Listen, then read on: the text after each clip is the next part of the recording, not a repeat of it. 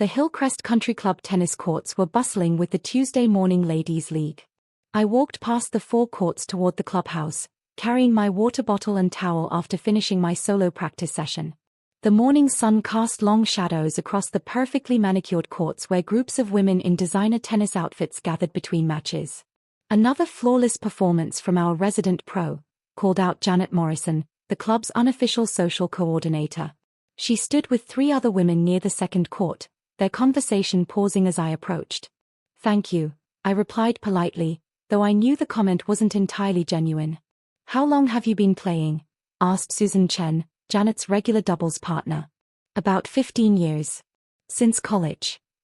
"College tennis?" Margaret Walsh inquired with obvious surprise. "I had a partial scholarship to Stanford," I explained. Janet's eyebrows rose slightly. "Scholarship? That's interesting." I could sense the shift in their attention, the way conversations often changed when people learned something unexpected about my background. "Well, you certainly landed well after graduation," Susan said with a knowing smile. The comment hung in the air awkwardly. I was used to these subtle digs about my marriage to Richard, but they still stung. "Richard's doing wonderfully at the firm," I replied diplomatically. "Oh, we know all about Richard's success," Margaret chimed in. "Senior partner, that beautiful house in Beacon Hill, the vacation home in the Hamptons." Janet nodded approvingly. "Some people have all the luck." I excused myself and headed toward the clubhouse, but their voices carried clearly in the morning air. "Classic gold digger," I heard Janet whisper loudly enough for me to hear. The other women giggled behind their tennis rackets like schoolgirls sharing a secret. "Married him for the money, obviously," Susan added with certainty. "Did you see that engagement ring?" Margaret whispered. "Must have cost more than most people's cars." I stopped walking and turned around with my brightest smile. "Ladies, I couldn't help but overhear your conversation." The three women looked mortified at being caught, but Janet quickly recovered her composure. "Oh, we were just discussing tennis strategies," she said weakly. "Actually, you were discussing gold," I corrected gently. "Funny you should mention that topic." I pulled out my tablet from my tennis bag and opened my portfolio management app. "Since you're interested in gold, I thought you might like to see something." The women exchanged confused glances but gathered closer out of curiosity. "This is my mining portfolio," I explained, turning the screen toward them. "Current valuation is just over $80 million. The whispers stopped immediately. Margaret's mouth fell open. Susan's tennis racket clattered to the ground. $80 million. Janet whispered. $82.7 million as of yesterday's close, I confirmed, scrolling through the holdings. Gold mines in Nevada and Colorado, silver operations in Montana, and some copper prospects in Arizona. Margaret was staring at the screen in shock. "You own actual mines?" "Through my company, Meridian Mining Group, yes. We've been acquiring distressed mining assets for the past 8 years. 8 years. Susan managed to croak. "I started the company right after business school. Used my trust fund as initial capital and built from there." Janet's face had gone completely pale. "Trust fund?" I smiled and scrolled to another section of the app. "The Henderson family has been in mining for 4 generations. My great-grandfather struck silver in Colorado in the 1920s. "Henderson," Margaret repeated slowly. "As in Henderson Mining Corporation." "That's my grandfather's company, yes. Though I built Meridian independently to focus on smaller acquisitions and modern extraction techniques." The three women stood in stunned silence, processing this revelation. "But you never mentioned..." Janet started. "Mentioned what? That I come from mining money? That I run my own company?" I closed the tablet and smiled pleasantly. "You never asked about my background. You just assumed I married Richard for his money." Susan looked mortified. "We didn't mean..." "Of course you did. You assumed that because I'm young and married to a successful man, I must be a gold digger." I paused meaningfully. "Technically, you're right about the gold part." Margaret was frantically trying to process the information. "So when you married Richard..." "I had about 30 million in mining assets already. Richard jokes that he married up financially." 30 million, Janet repeated numbly. The portfolio has grown considerably since then. Gold prices have been quite favorable, and we've made some strategic acquisitions during market downturns. A fourth woman, Elizabeth Parker, approached our group from the adjacent court. What's all the excitement about?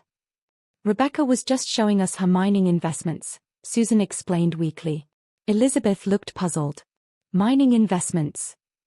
I handed her my business card. Rebecca Henderson, CEO of Meridian Mining Group. Elizabeth's eyes widened as she read the card. Meridian Mining? You're the company that bought the Silverstone operation last year. Among others, yes. We've been quite active in the acquisition market. My husband's firm handled the legal work on that deal. He said it was one of the smartest mining purchases he'd seen in years. Janet was still processing the revelation. So you don't need Richard's money at all. Quite the opposite, actually. My income from Meridian significantly exceeds Richard's law firm earnings. Margaret found her voice at last. Then why did you marry him? The same reason anyone gets married. I fell in love with him. I smiled warmly. Though I admit, his complete lack of interest in my money was refreshing after dating men who only saw dollar signs. Elizabeth was reading something on her phone. Rebecca, I'm looking at Meridian's recent press releases. Your company just announced a new gold discovery in Nevada. A very promising site. Early estimates suggest it could increase our reserves by 20%. 20% of 80 million. Elizabeth calculated quickly. Would be another 16 million, yes. Though it's early days for that project. The original three women were still standing in shocked silence. Finally, Janet spoke up. Rebecca, I owe you an enormous apology. We were completely out of line. Thank you, Janet. I appreciate that. It's just, you never talk about work at the club functions. We assumed. You assumed I didn't work because I don't constantly discuss business at social events, I finished gently. I prefer to keep my professional and personal lives separate. Susan looked genuinely embarrassed. We've been so unfair to you. The gold digger comments weren't exactly subtle, I agreed. But I understand why you made those assumptions. Margaret was shaking her head in amazement. A mining empire. And here we thought. You thought I was some young trophy wife living off her husband's success, I said without bitterness. It's a common misconception. Elizabeth was still reading about Meridian on her phone. Rebecca, this is incredible. Your company has been featured in Mining Weekly, Forbes, even the Wall Street Journal. We've been fortunate with our timing and acquisitions. Fortunate. Janet laughed, but it sounded nervous now. You built an $80 million company. That's not luck. Hard work, good advisors, and understanding market cycles, I agreed. Plus having the capital to buy when others are selling. As our conversation continued, several other club members drifted over, drawn by the animated discussion. Word spread quickly through the tennis courts that quiet Rebecca Henderson was actually a mining mogul. Mrs. Henderson, called out Patricia Williams, the club president, I had no idea we had such a successful entrepreneur among our members. I try to keep a low profile, I replied. Would you consider speaking at our next business networking luncheon? Our members would love to hear about your experiences in mining. I glanced at Janet, Susan, and Margaret, who were still looking stunned by the morning's revelations.